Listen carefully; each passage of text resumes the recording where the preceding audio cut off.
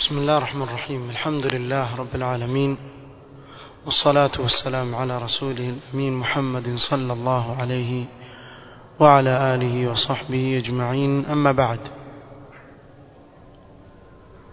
tukiwa tuendelea kusoma fatawa zinazofungamana na siyam katika maswali yaliyoulizwa al-allamah Muhammad bin Salih al-Uthaymeen rahimahullah ta'ala. سئل رحمه الله: إذا طهرت الحائض قبل الفجر ولم تغتسل إلا بعد الفجر فما حكم صيامها؟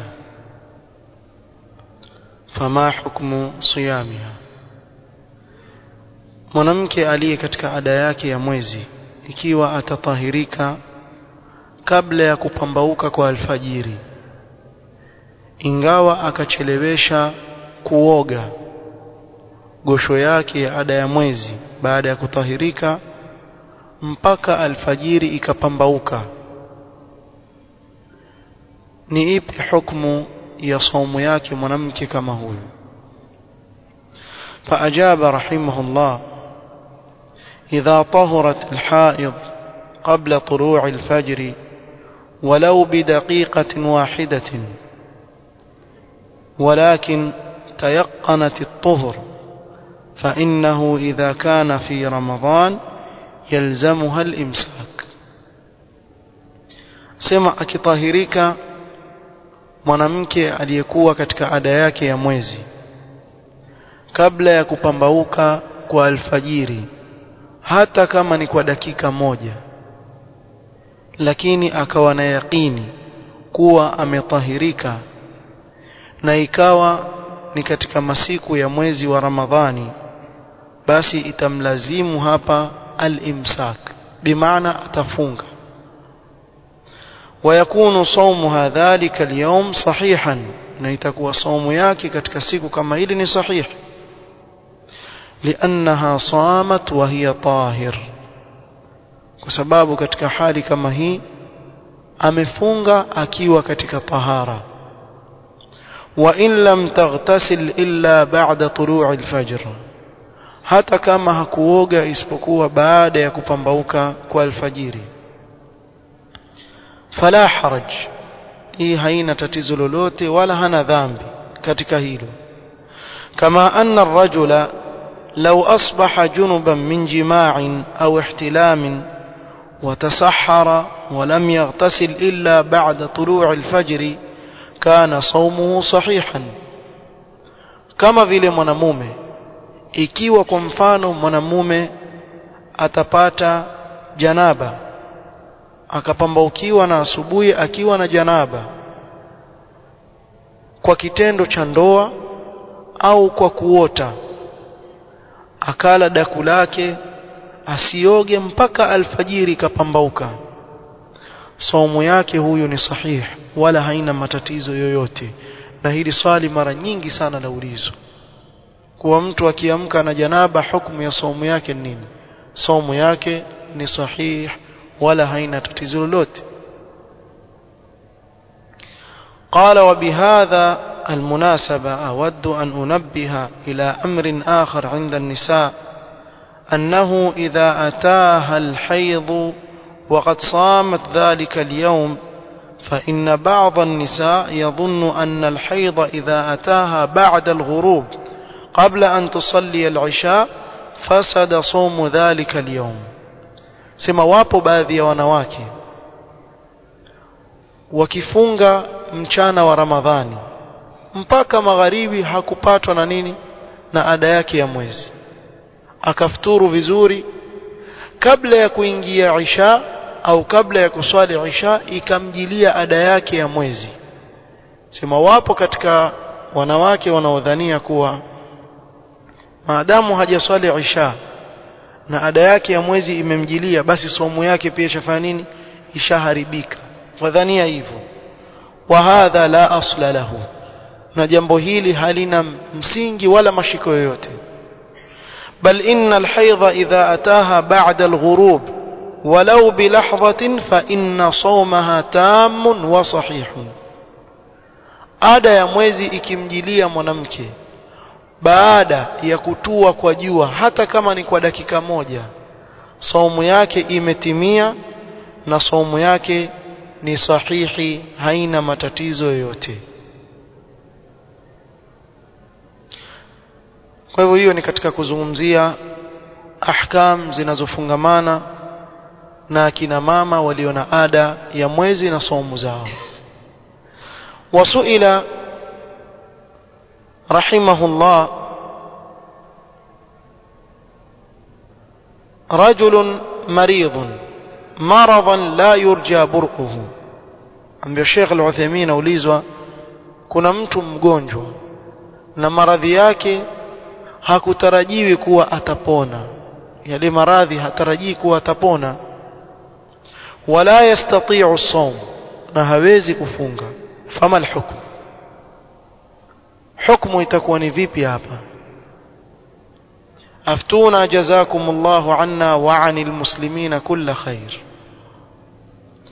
فأجاب رحمه الله: المريض مرضا لا يرجى زواله لا يلزمه الصوم.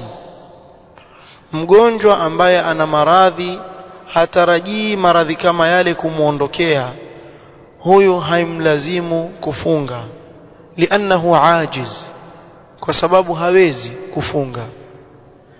walakin yalzamuhu badalan 'ani as-sawm an yut'ima 'an kulli yawmin miskinan, lakini itamlazimu badala yake, yani badala ya saum, alishe katika kila siku moja maskini mmoja. hadha idha kana aqilan balighan, na hii ni ikiwa yule mtu mgonjwa ni mwenye akili timamu na amebalighi. qala walil it'ami kayfiyatani, na katika kulisha maskini iko kwa namna mbili. Kumlisha maskini kwa yule ambaye ana maradhi hatarajii kuwa atapona na hawezi kufunga kupo kwa namna mbili. Alkayfiyatul ula, kayfia ya kwanza, an yasna'a ta'aman ghadaan au ashaan, awe ataandaa chakula, yaweza kuwa ni ghada, yani lunch, na hili aweza kulifanya hata baada ya nini, Ramadhani. Pengine mtu aweza kusema lunch ataweka vipi katika mchana wa Ramadhani? La, si lazima iwe ni katika mchana wa Ramadhani.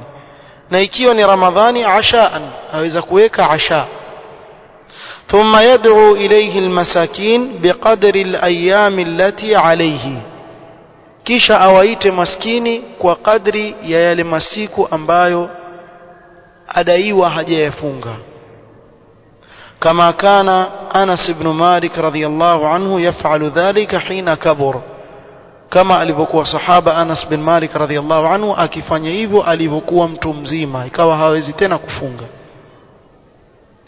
Na hapa kuna swali mara nyingi huulizwa kuwa, je, kile chakula ni lazima iwe asubuhi na ghada na asha, yani siku nzima? La, wajba moja peke yake tosheleza.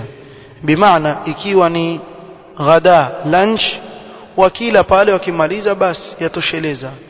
Na ikiwa ni asha pia ni ile ile, mara moja watakula, wakimaliza wakiondoka tayari wewe ushalipa kile ambacho ulikuwa utakikana ukilipe. Walkayfiyatu thania, namna nyingine ambayo pia waweza kulipia zile siku ambazo umeziwacha, an yuwazzi'a habban min burr au urz, awe atatoa zile nafaka kama ni burr ama ni mchele atatoa. wa miqdaru hadha al-it'am mud min al-burr au min al-urz, atatoa pishi ya mchele au nafaka ambayo inautumika. والمد يعتبر بمد صاع النبي صلى الله عليه وسلم وهو ربع الصاع, وصاع النبي صلى الله عليه وسلم يبلغ 240 غراما, فيكون المد نصف كيلو و10 غرامات. kiufupi ikipimwa kwa hii ambayo leo tutumia kilograms, asema mud au saa moja ya Mtume sallallahu alaihi wasallam hufika kilo 2 na gramu 40. Kwa hivyo mud ambayo ni kwa mikono miwili kikusanywa kama kiasi ambacho kilikuwa wakati wa Mtume sallallahu alaihi wasallam ni nusu kilo na gramu 10 juu yake, yani tuweza kusema kilo 1 kasorobo, takriban kilo 1 kasorobo. فيطعم الإنسان هذا القدر من الأرز أو من البر ويجعل معه لحما يؤدمه. aweza kumlisha mtu au kumpa mtu yule maskini kiasi hiki cha kile chakula, kisha akimpa na nyama pia haina tatizo katika kumsaidia yule mtu apate kula ule mtele na kile chakulio. Wasema nini? Mboga. Pia nyama huku kwetu huitwa mboga, lakini mimi najua nyama. Mboga mboga na nyama nyama, lakini ukimpa ziada hiyo ni mzuri. Maana watu wengi hupenda kuuliza, sasa mimi nikimpa mtele alafu atakula nini? Sheria ikukuzuia mpe na nyama, lakini kile kilichokuwa wajibu wako nini?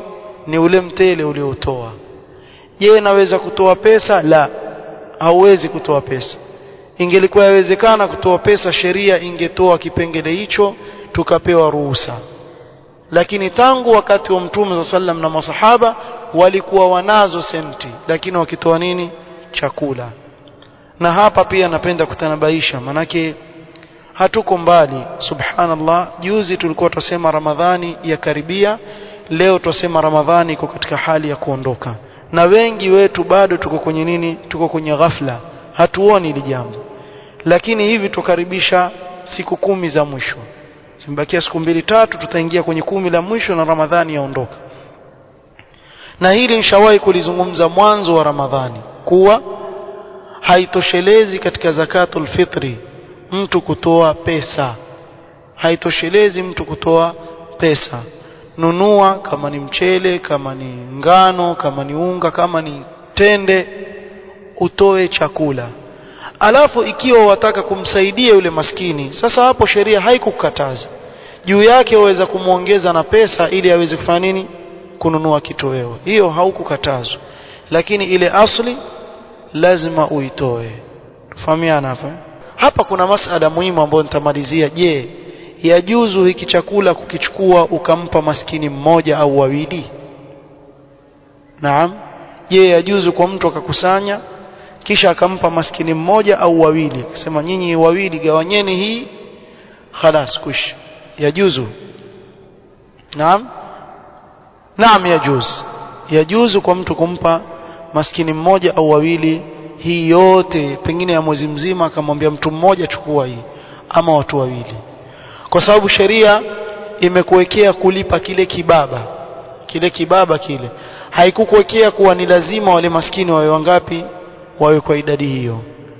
Ama ikija nas kuwa lazima wawe maskini kadhaa wapewe wale maskini, katika hali kama hii itakuwa ni lazima wawe maskini kwa idadi hiyo. Kama kwa mfano mtu akiapa yamin kisha akataka kurudi nyuma, Allah subhanahu wa ta'ala, it'amu 10 masakin, katika hali kama hii itabidi lazima wawe maskini wangapi? 10. Maskini wawe 10. Lakini katika som kinachozingatiwa ni kule kulipa ile nafaka, wala si idadi ya wale maskini. Sio, mnifahamu? Bimaana yawezekana katika mwezi wa Ramadhani kila siku ukamwalika yule maskini, leo kesho ukamwalika tena, kesho kuta ukamwalika tena, ni kama umelisha maskini mmoja katika kila siku moja. Wallahu ta'ala a'lam.